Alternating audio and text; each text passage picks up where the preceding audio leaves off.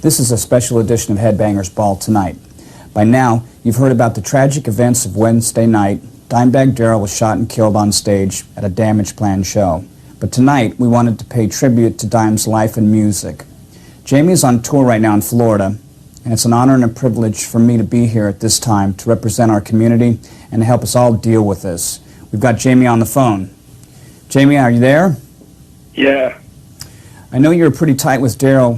What do you want to say to everybody at this time? Do you have a favorite memory, Jamie? Yeah, I mean, there's so many. I think, just speaking for myself and all of Hatebreed, Dime gave us so many just invaluable memories, the best times of our lives. He was just the embodiment of heavy metal, just a wonderful man, generous, and quite possibly one of the greatest guitar players of all time. I agree. When I think about the touring and all the parties and everything, it always brings a smile to every one of our faces, and he's just always there for us and a great friend, and he's going to be truly missed. Yes, he will. One other thing I'd like to say, too, is, as a musician, he always inspired me to go out there and play my heart out. It doesn't matter for Dime if it was 20 kids or 20,000 kids. He always gave it 110%, and, a lot of musicians look to him, for inspiration just because he was one of the greats. Yes, he was. He definitely was. Jamie, thank you for taking the time to call in and talk to us, and stay safe out there, bud. I'll see you soon. All right, yeah, thanks for everything. Thanks for doing this for Dime. You got it, buddy. I'd like to share some of my own memories. When I first heard of Darrell, when he was just newly starting Pantera, I was looking for a guitar player. This is after So Far So Good So What was released, and I needed to make a little lineup change, which I'm pretty famous for. I had called up Darrell. I just hired Nick Menza on drums, and I said, Darrell, I'd like you to play guitar for me. And he said, sure, man, but I need to bring my brother. And I said, what does your brother do? I thought he was a guitar tech or something. He said, no, he plays the drums. And I said, well, I just hired Nick Menza. And he said, basically that he wasn't going to be able to do it unless his brother came along. It was a missed opportunity for me, I believe. Anyways, tonight we've got some Damageplan and Pantera videos, but first let's check in with MTV News' Gideon Yago for the latest on what happened in Ohio. Thanks a lot, Dave. I'm actually here in the parking lot of the El Rosa Villa Lounge, which is the club here in Columbus, Ohio, where on Wednesday night, Pantera and Damageplan guitarist Dimebag Darrell Abbott, 38, was shot along with 3 fans in a bizarre club shooting that we're only starting to make sense of now. The shooting took place at 10 p.m. shortly after Damageplan got on stage and started their set. The shooter was a 25-year-old, apparently disgruntled fan named Nathan Gale. There were many eyewitnesses here in the parking lot at the Candlelight Vigil on Thursday night, and this is what they saw. I actually talked to the gunman probably an hour before all this happened. He asked me how many bands were playing, and I said, well, there's going to be 3 locals and then Damageplan. He was like, oh, I don't want to see these locals. I'm only here for Damageplan. That's it. I was standing front row center about 40 seconds into their Damageplan set. Shots were fired. All you heard was pop, pop, pop. At first I thought it was a sound effect. Dude came up, shot him in the back, and then grabbed him in a headlock and shot him 3 times in the head. You could hear the guy scream something about you left Pantera. You could hear that over all the music, over gunshots, everything. You could hear that. All of a sudden people started yelling and screaming, somebody's got a gun, somebody's got a gun. No one really knew what was going on. Everybody's running everywhere. Dimebag's brother went over to the microphone over by the bar and said, call 911, this ain't no joke. So I ran down and I told him, I said, I'm a nurse, let me help, let me in there. I did chest compressions for 15, 20 minutes at least. I can't believe anybody would ever do anything this stupid over another band. It's not like he was gone forever. They could have always gotten together 10 years down the road and made another album, but now no.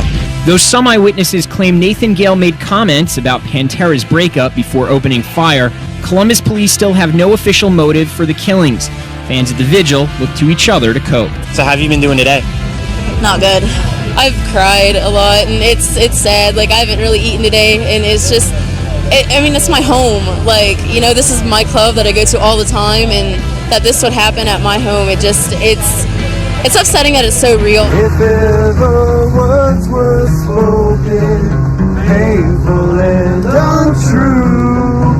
brought me down here is, first off, for the love of the music and for Dimebag Darrell. He was one of the most prophetic metal guitar players I've ever heard in my life. What makes him a legend?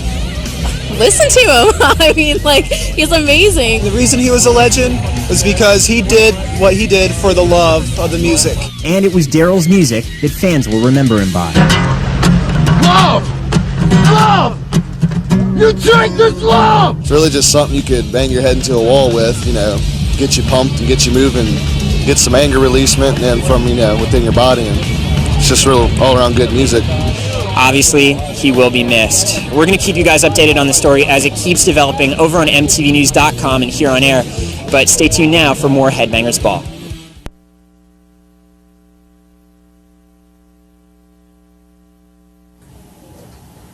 Tonight we're remembering Darrell Lance Abbott, better known to his fans as Dimebag Darrell. Another story I'd like to share with you was one time MTV had come to my house to interview me and asked me about some of my influences. And I said I didn't really have any influences, but I had kind of ripped people off. And the interviewer had asked me if I thought anybody had ripped me off, and I said, nah, because I didn't really want to say anything. And she said, camera's not on, it's not rolling. And I said, nah, no, really, the camera's not rolling. And I said, okay, Panther in Spanish. And the reason I said that was because Darrell had told me when he heard Peace Sells But Who's Buying my second record that it had changed his life. I was really flattered. I didn't know that it was going to cause any problems with them, and I went to them and apologized, and we made up. Forgiveness was in the air. It's a novel concept. I think more people need to try forgiveness. Right now, let's take another look at Dimebag doing what he did best. Here's the Damage Plan video, Breathing New Life.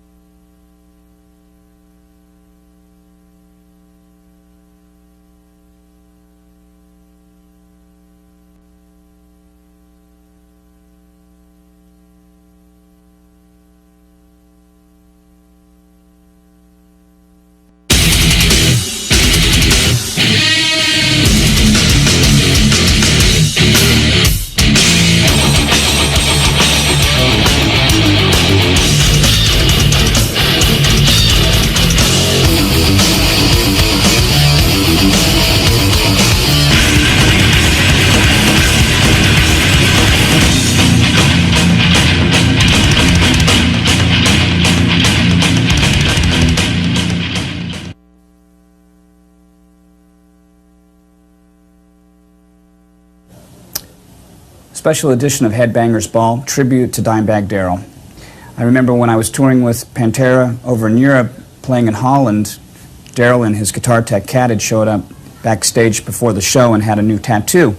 One of the lyrics in one of my songs called Sweating Bullets says, "Someday you too will know my pain and smile its black-tooth grin." Anybody that's seen Pantera's home videos have seen that they have a drink called the Black-Tooth Grin. Also, I noticed that Darrell's tattoo said Black-Tooth Grin on it and had a black tooth on his leg. That's one of my more fonder memories of him, seeing him do something that honoring to me.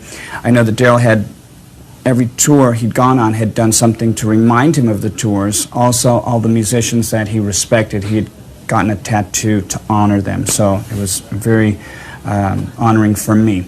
In his short amount of time on Earth, he made a lot of music that will be remembered by a lot of people. Here's a look back at his life and legacy.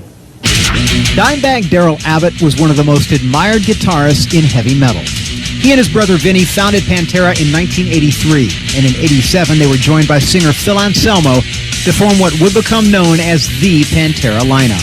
That lineup seared its way onto the metal landscape with the 1990 release of the thrash-influenced Cowboys from Hell. Songs like Cemetery Gates showcased what would become Dimebag Darrell's trademark guitar style. Powerful, innovative, and unpredictable.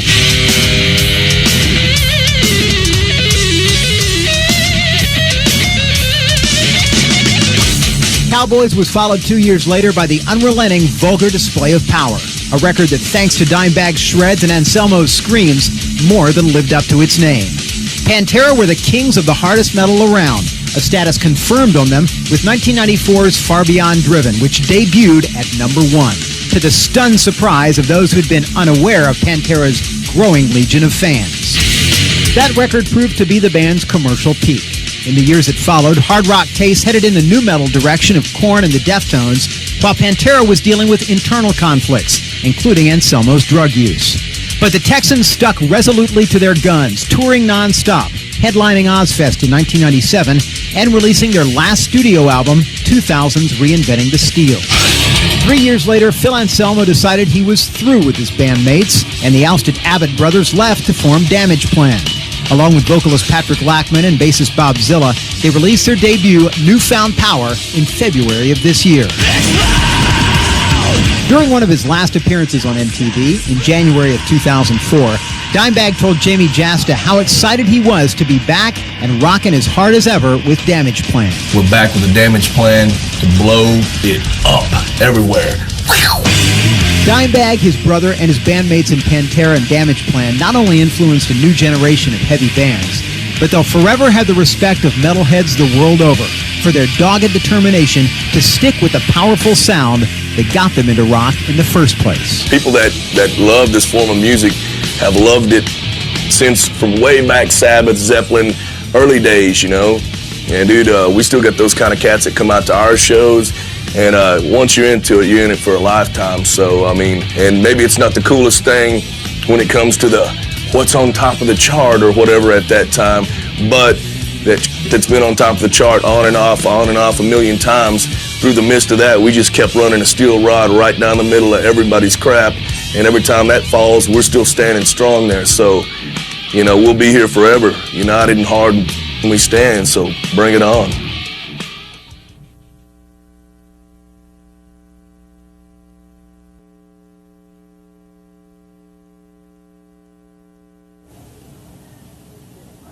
Welcome back to Headbangers Ball, remembering the life and music of Dimebag Darrell.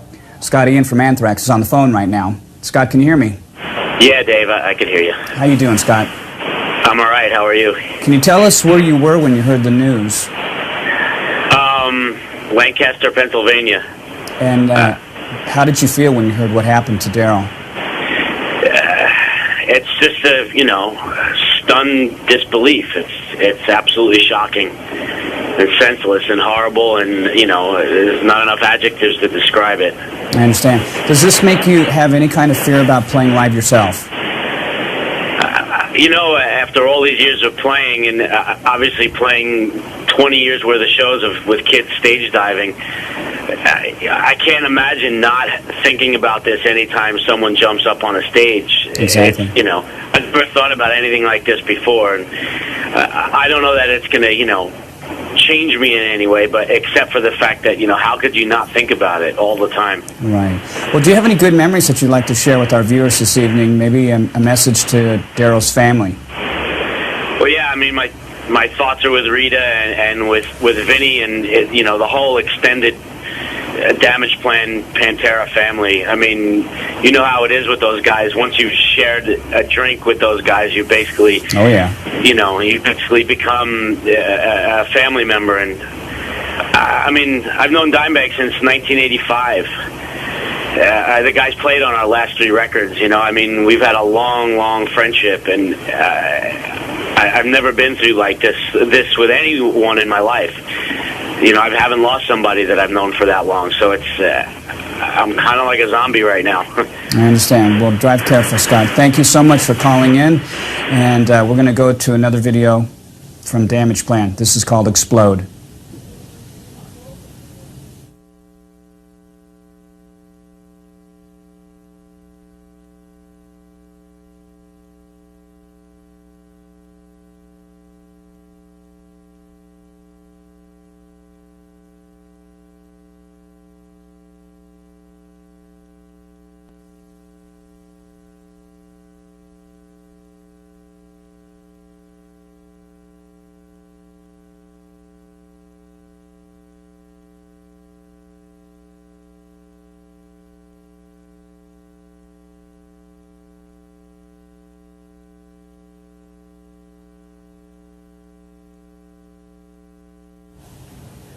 Okay, I just want to say one last thing.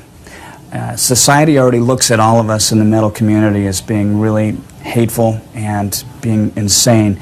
I know that there's a lot of love in this community, being an elder statesman myself. I also know that Darrell was a very gentle soul. I do not think that if he knew that playing this hostile and aggressive music, that it would have led to his untimely death, that he wouldn't have rethought that. I believe that you can be angry, but just don't act on it. I also know that anger and hatred lead to murder. Some old guy named James said that to me. And I also know that if we all stick together, that we can enjoy this music as angry and hostile as the music is without this leading into another tragic situation like this. Coming up next, the Headbangers Ball that was supposed to air tonight, featuring full-blown chaos. Jamie and the band taped the show a week ago before this all went down. But first, a classic Pantera video, Cemetery Gates. And our condolences once again to Dime's family and loved ones. May he rest in peace.